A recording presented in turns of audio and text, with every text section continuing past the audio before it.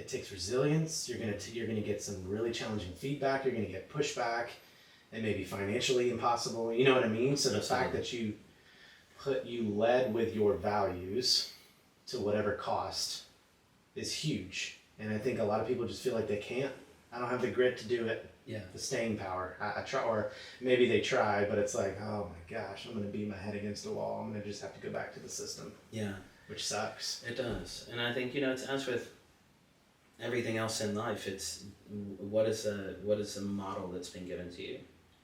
What has been modeled for you? Mm-hmm. If you've had it modeled in a healthy way, you have a privilege that a lot of people haven't had. If you've had it modeled in an unhealthy way, you've had an experience that wasn't life-giving, but it changed the way that you view the world. So, in my situation, I had an incredible example of modeling fortitude because we immigrated to the States on asylum status in the early 90s as refugees from Zaire. I'm a white kid named Jerome who was born in South Africa to Zimbabwean parents. Yes. So when I meet people, they're like, you don't look like what the paperwork says.